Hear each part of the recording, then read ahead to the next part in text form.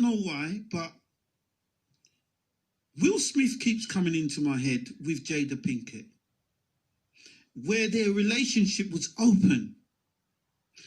But I felt Is that official? Is that official? You know something? I think they had this openness, and they're very, what's the word? Is it liberal?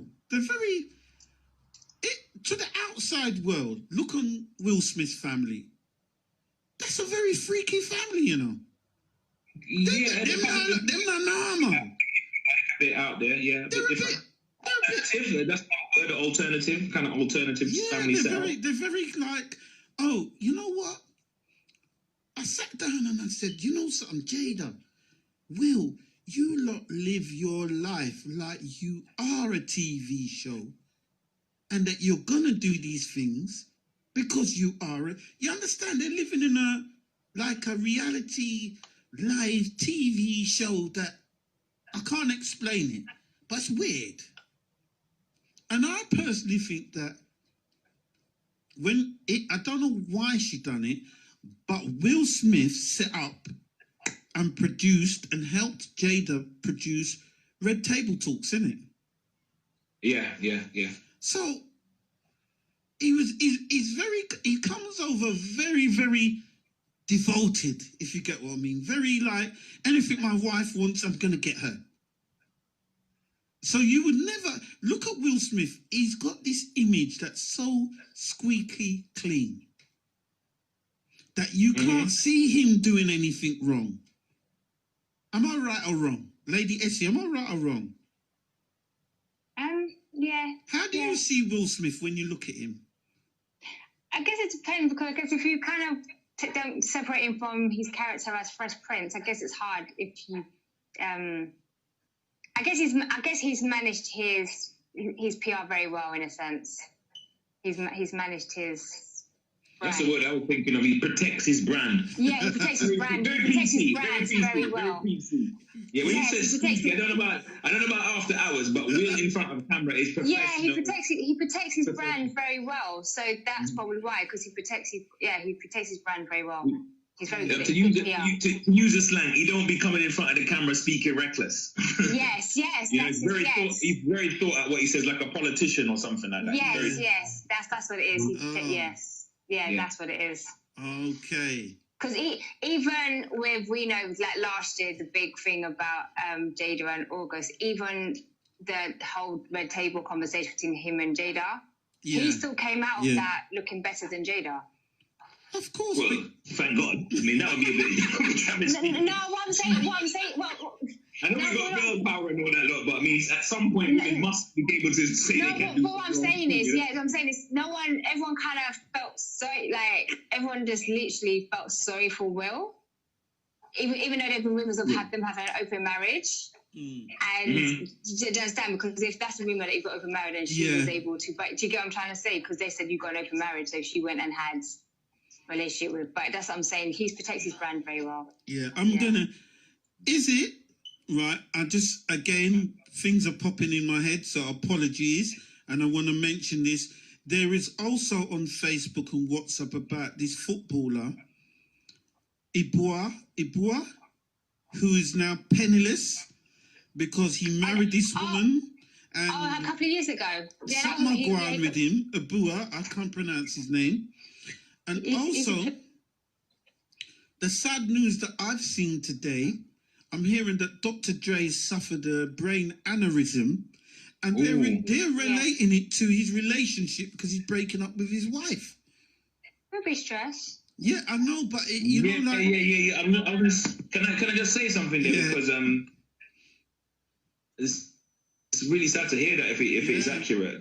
But you know, the stress, and I'm not being funny. I'm going to say this: if you're losing your woman of how many years, the mother of your children and stuff like that, or you're going your separate ways, they're losing each other, but you're separated, that is a level of stress. That is a level of going to affect some mental health, But I make no joke about it. If your woman is asking for £1 million a month alimony money, that is going to ramp up the stress. Because if you got £100 in the bank and a woman wants 50 quid, that's a lot of money. Yeah.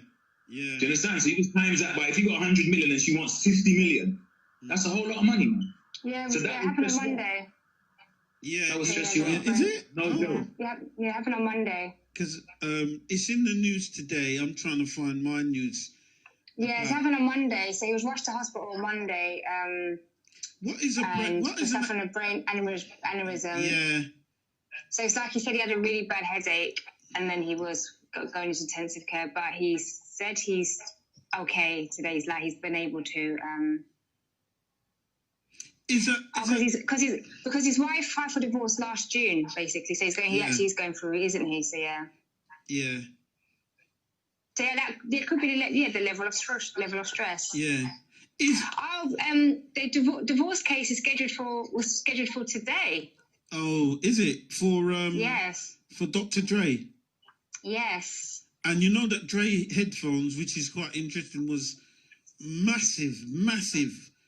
One of the number Dre one. Beats. Yeah, the brand was massive, and also him as a producer, massive. He's massive. So he, but the footballer. Do you remember the footballer Ibua? Is it Ibua? Yeah, he got married to someone in Belgium, and she took all his money. But that was a couple of years ago. But now he's remarried his old flame that he had before he left. He got married back in Nigeria, and then he remarried his old flame that he left. Is he Nigerian? I thought he was from the Congo. I don't know why. But yeah, he remarried his old girlfriend before he left to go marry the wife that took all his money. So he's rebuilding his life again. They said that it was embarrassing that this footballer was he was homeless, he was destitute, and I heard the only one thing saved him was some testimonial match that they put on, Arsenal put it on, and they picked him, and that little bit of money just about saved him. You know, and kept him afloat, yeah. I think the story was that because he didn't really probably take good advice on how to protect himself financially as well. So that's one of the rumors as well, that he didn't take good advice. And sometimes I guess it's that age-old question is, before you get married, do you sign a prenup or not? Yeah. And some people won't, like, no, we love each other, we don't need to sign a prenup. With the Dr. Dre, I don't know, was it rumoured that when they got married, he tore up the prenup?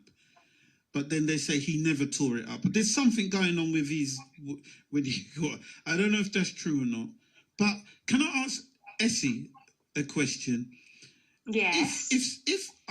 If somebody's a celebrity, they're a millionaire, zillionaire, billionaire, trillionaire, you're in a relationship with them, and they turn around to you and say, look, babes, I want to marry you, blah, blah, blah. But before we get married, can you sign this bit of paper?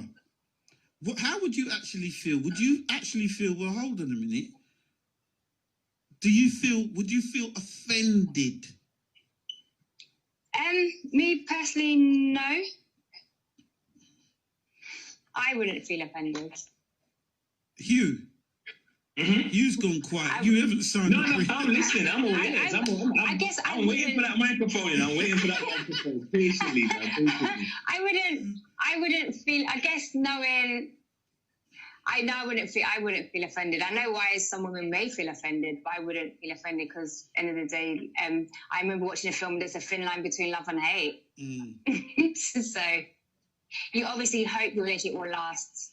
Yeah. Mm-hmm. Last as long as it, however, life is life and things do happen. You have to be a bit more of a realist. Hugh, I want to say something, yeah? They said, now, I'm laughing. They said that when people fall in love, right, I don't know, that they're not in their right state of mind, and that the decisions that they're making is not right. Do you understand? Yeah. In other words, right, they're just on this thing, oh, he'll never do me wrong. I love him, we're in love. You understand? There's this thing where that you can't, you get blinded a bit. And let's say just after 5 years, that's when certain things start slipping, right? And Well, 5 years is a long time. 5 years, that ain't bad, you know. That ain't too bad, you know. You sure it's 5 years? For some people, it's like 2 months later, 3 months. I say 5 months. I'm going to say Yeah, some people it's a bit earlier than the 5 years. But remember, 5 years. That's a good investment. That's decent. But 5 years is a bit long. Some people might be a bit earlier. Right. You know who I find very interesting, and I love her, and I call her Miss Vex, yeah? Jill Scott. Jill Scott got married, and she got divorced within a short time. Let me just quickly look that up. But I thought to myself, how can you get married, and then within 3 or 4 months you get divorced? Because I guess sometimes you may have had the red flags before you got married, but still went ahead with it. And then you kind of realize I should have listened to my intuition. It's the not listening to your intuition and the red flags beforehand and still thinking that it's going to be okay because we love each other and we're just going to make it work. And then realizing that actually this isn't going to work. So let me just get out of it quicker. Right. I'm going to just read something. And this is interesting. Right. Let me clear my. I'm just going to get a drink of water because this one is not. Hold on. You sound deep. It says singer Jill Scott is speaking out on a subject she really discussed in detail: her divorce from her ex-husband. The song Stress, whose Light of the Sun album hit the stores today, sat down for an interview with The Guardian and revealed that she knew her marriage was over when her husband refused to eat her food. One of the reasons my ex-husband and I broke up is because he stopped eating my food and he was peed off for other reasons. But the best way to show me was leaving. I made him uneaten food for days on the kitchen counter was a smack in the face. So she's saying about it was a food issue. But it wasn't the food though. That was manifestation. Psychotherapist Hugh come in here. It wasn't the food though, was it? It was something underneath it, and the food was the as they call the straw that broke the camel's back, as they call it, right? Yeah, that's what it sounds like on the surface of it. The surface level. It sounds like the food was symbolic. Like him rejecting my food, he rejected me on another level, another aspect that was more important, and something of that nature. But food. It was deep. It's deeper than that. That just sounds. But that was a deeper. Okay. Underlying issue. So do you just think that's some form of clickbait on the internet? The internet is a guiltiest place for that, I've got to say that she did seem to have put on a bit of weight. It says Jill Scott granted a restraining order on her estranged husband. So this is interesting. That don't sound like food. Yeah. It says... So sometimes it's a deeper issue, and sometimes it's also whether or not sometimes it's also about whether or not, you have one relationship, you break up, you meet someone very quickly, so you're kind of on a rebound. It's that whirlwind romance where you fall, like you said, make a decision based on this whirlwind romance, rebound. Yeah. And then you're married and you wake up and think, what the hell have I done here? And then, Hugh, Esi, this is interesting. I'm reading another article, and this article says, this is the original story. It says, Jill Scott was officially filed for divorce from her husband of 17 months. I thought it was less than that. According to this magazine, the 45-year-old songstress cited irreconcilable differences. Yes, see, that sounds more realistic. Inappropriate marital conduct that further cohabitation would be unsafe and improper.